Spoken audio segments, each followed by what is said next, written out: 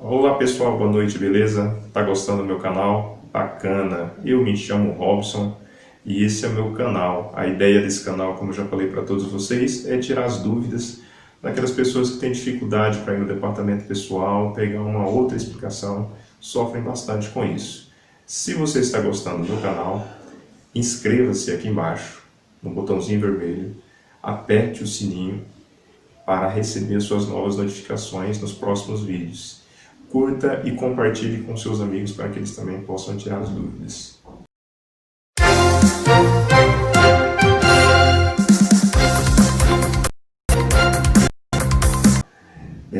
Nesse vídeo de hoje, eu gostaria de falar um pouco mais sobre o pagamento, né? Como que funciona os cálculos do pagamento de salário.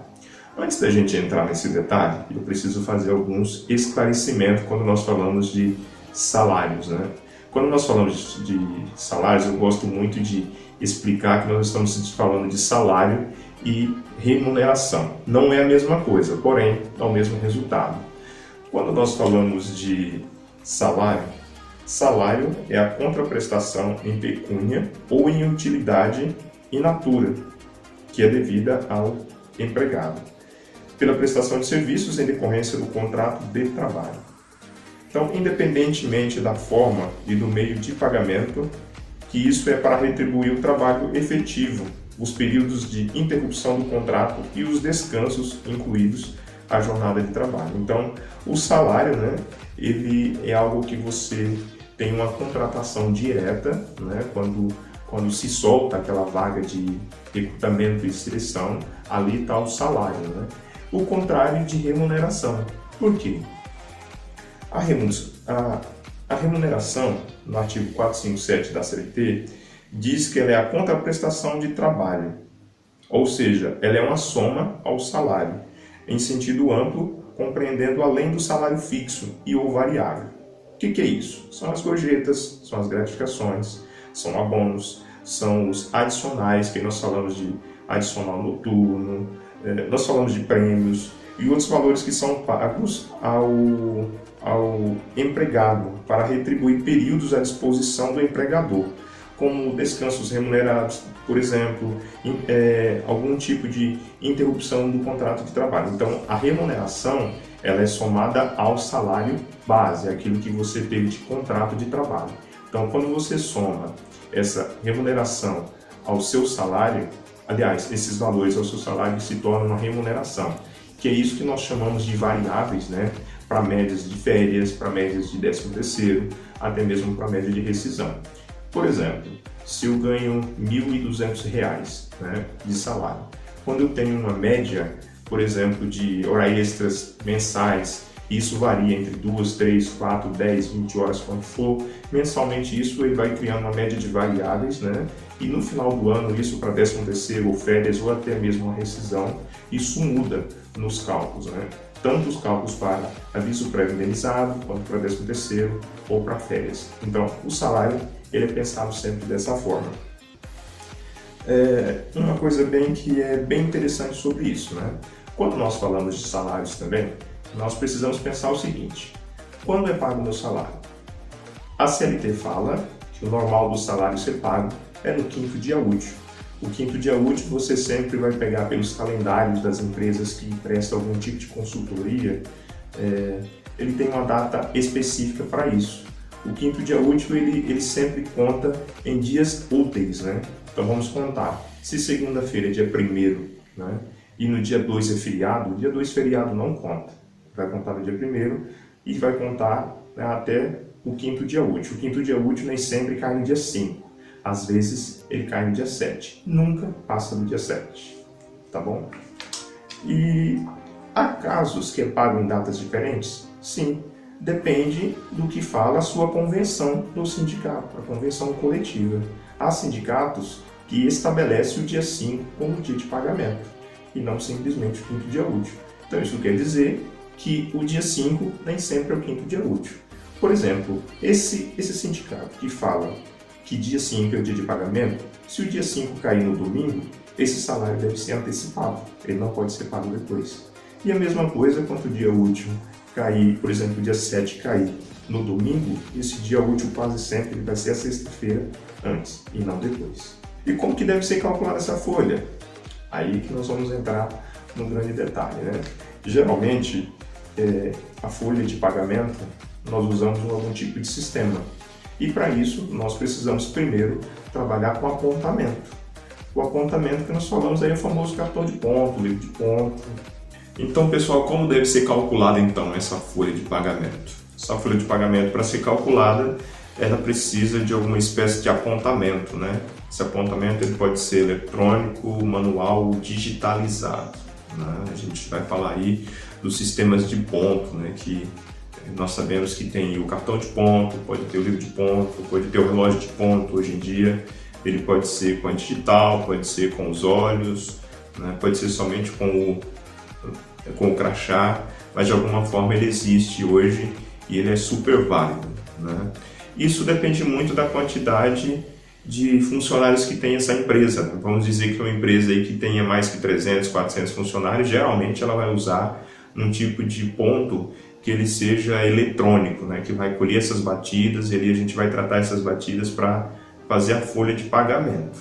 Eu estou falando isso por quê? Porque se confunde salário com ponto. O salário ele sempre é do dia 1º ao dia 30 ou 31, o último dia útil do mês. O salário ele se compreende dessa forma. Já o ponto ele é diferente, o ponto não é o seu salário, mas o ponto ele é necessário para se fazer o seu salário, a sua folha de pagamento, aquilo que você recebe lá no 5º dia útil. Então, para isso, precisamos ter uma forma de fazer esse apontamento. Empresas que têm poucos funcionários, quase sempre ele vai usar do dia 1º ao dia 30, mas a maioria das empresas ela vai usar um período de apontamento. Por exemplo, o apontamento ou ponto ele fecha no dia 15. Não é a folha que fecha no dia 15, é o ponto que fecha no dia 15. Precisamos fechar esse ponto dia 15, dia 20 ou dia 25, porque nós precisamos ter tempo para fechar a folha de pagamento. Nós falamos aí no caso, no departamento pessoal, que nós pagamos às escuras, porque nós não sabemos o que aconteceu daquele dia para frente. Por exemplo, se o seu ponto fecha no dia 15, o que aconteceu do dia 15 até o dia 30 não tem como nós sabermos o que vai acontecer. Se você tem adicional noturno, se você tem falta, se você tem afastamento e tudo mais, aquela coisa toda. Testado aquela coisa toda. Então o ponto quase sempre fecha nesse período. E as pessoas confundem, esse mês eu vou ter tantos dias de pagamento. Não, pagamento do dia 1º ao dia 30, são 30 dias, dependendo do tipo de folha de pagamento. Que é caso que você recebe como mensalista, como humorista, como diarista, ou então como comissionista, puro, fixo, depende como que é feito isso, tá bom? Assim, então a folha de pagamento, que eu vou pagar, por exemplo, de dezembro, eu preciso fechar ela, geralmente dezembro é um mês que a gente fecha antes por causa de 13º, férias coletivas e tudo mais. Então quase sempre a gente fecha ela até o dia 15 o ponto. Então o que eu vou pagar para você de adicional noturno pode ser que venha do dia 15 de novembro até o dia 15 de dezembro. Então isso é o que vai dar adicional noturno, hora extra, falta, atrasos, alguma coisa desse tipo que eu trago para sua folha de pagamento. Então, esses são os cálculos que mais ou menos a gente se usa ali, tá bom? Ok, pensando nisso também, uma outra coisa que é bem interessante a gente pensar e lembrar é do critério de remuneração e de salário. Isso é importante também a gente saber. Então, para a gente continuar a nossa fala aqui com o salário, uma coisa que é bem interessante se lembrar. Quando nós falamos de contrato de salário, como mensalista e os demais, sempre vai ser 30 dias de salário, independente se o mês tem 28, 29, 30 ou 31 dias. Isso é mensalista, né? Algumas pessoas falam assim, poxa, eu trabalho 31 dias e recebo só 30. Aí eu pergunto, e quando você trabalha 28? Você também recebe 30. Então, essa regra não vale muito para isso que você está falando. Então, com exceção aos contratos de salários como diarista e horistas, que recebem a quantidade de dias ou horas em seus respectivos DSR, descanso semanal remunerado, isso obedece à proporção daquele mês que é 28, 29, 30 ou 31. Então, ou seja, somente quem é mensalista e diarista que ele vai ganhar esses meses dessa forma como eu estou falando. Senão, ele vai receber sempre como 30 dias normal. E aí nós queremos saber como que é a prática disso, né? Como que é a prática de salário? Você está falando de salário e até agora você não tirou minha dúvida. Então vamos lá. Antes disso, eu gostaria de falar de uma outra situação que às vezes pode acontecer também no seu salário. Nós estamos falando de um adicional. O famoso adicional de periculosidade e o famoso adicional de insalubridade. Eles são diferentes uns dos outros. Alguns funcionários têm a ideia que ele tem o direito de receber os dois, né? Eu gosto muito de falar com o pessoal da segurança de trabalho que quem de uma certa forma traz um laudo que tem base para isso. Então vamos lá. O adicional de periculosidade, ele é previsto quando a sua vida há perigo, há risco de vida, e não tem como se tirar esse risco de vida, né? Então, se não tem como tirar esse risco de vida, não tem como ter insalubridade. E a insalubridade é um risco biológico, é algo que você recebe para ir ficar doente, por exemplo, né? Então, nesses riscos biológicos, talvez o EPI ou EPC, que é o equipamento de proteção individual ou equipamento de proteção coletiva, ele pode tirar a insalubridade, tá? Então, vamos dar exemplo. O que muda uma coisa para outra? O adicional de periculosidade é 30% sobre o seu salário base. Lembra que eu tinha falado lá atrás sobre o salário base? Sobre o salário e não remuneração? Então, ele vai entrar como base no seu salário. Então, digamos que uma pessoa ganha 2.200 ou 2.100, vai ser 30% sobre esse valor. A insalubridade é diferente disso. Quando nós falamos disso aí, ela pensa em 3 graus, no grau leve, no médio e no máximo. Então, 20%, 30% e 40% sobre o salário mínimo. Então, você vai pegar o salário mínimo vigente daquele ano. Nesse ano, por exemplo, é 1.045. Então, você vai pegar 1.045 sobre 20%, ou 30%, ou 40%. Ou seja, é muito menos do que o adicional de periculosidade. Então, para a gente fazer o cálculo, eu quero trazer esse exemplo aqui lá para vocês, que é o exemplo de uma função de mecânico de manutenção, por exemplo. Ele ganha um salário de 2.100 e ele tem mais uma insalubridade de 20%, que ele mexe com graxa ali. Lembra que eu falei que a insalubridade é sobre o mínimo nacional? O mínimo nacional é 1.045. Então, se a gente fazer o cálculo de 1.045 ali, ele vai dar um outro valor, né? Ele é sobre 20% desse valor. Então, vamos dizer que ele fez 10 horas extras a 50%, né? E mais 30 horas de adicional noturno a 20%, com a jornada de trabalho que é de 220 horas mensais. Eu gosto sempre de falar o seguinte: primeiro a gente precisa achar o valor da sua hora. Então, nós vamos lá. A regra do cálculo qual que é?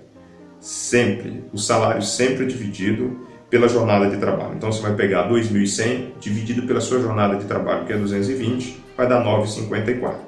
E ele tem ali mais uma insalubridade ali, tá? É aquele valor que você calcula sobre os 20%, porque é mínimo. Então, essa hora extra a 50%, ela vai dar 9,54, nós já achamos esse valor, né? Mais 50% desse valor. A sua hora extra vai passar a ser 14,31. Vezes 10 horas, são um valor de 143. Esse valor de 143, eu não vou ser preciso agora no cálculo, mas ele tem sempre um cálculo sobre DSR, é o reflexo sobre DSR de hora extra também. O noturno, digamos que na sua convenção é 20%, né, de noturno, aí tem uma diferença também, que as pessoas acham que é 20% sobre a hora extra, e não é. Você vai pegar o valor da hora, que é 9,54, vezes 20%.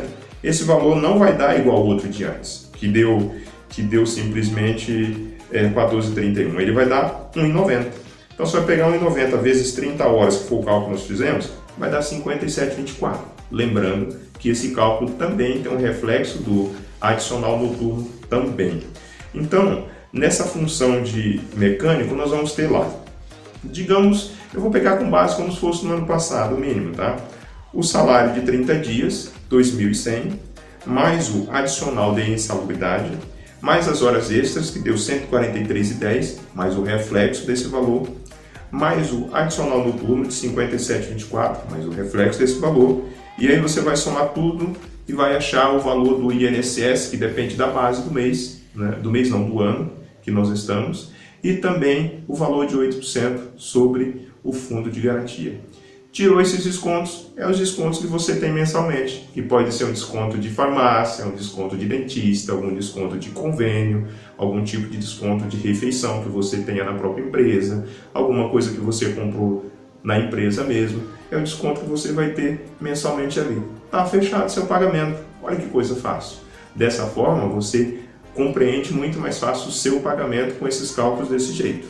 Lembrando que, se fosse periculosidade ali no lugar de insalubridade, seria 30% sobre o salário base e não sobre o salário mínimo, como eu falei, tá bom? Se você tem mais dúvidas sobre isso, deixe as suas perguntas aqui, pode me questionar nos vídeos, que eu vou te responder com o maior prazer. Até a próxima, pessoal. Grande abraço. E para terminar, nunca se esqueça, inscreva no canal, curta e compartilhe. A partir do momento que você é inscrito, você recebe a notificação dos próximos vídeos nossos. Grande abraço, até a próxima.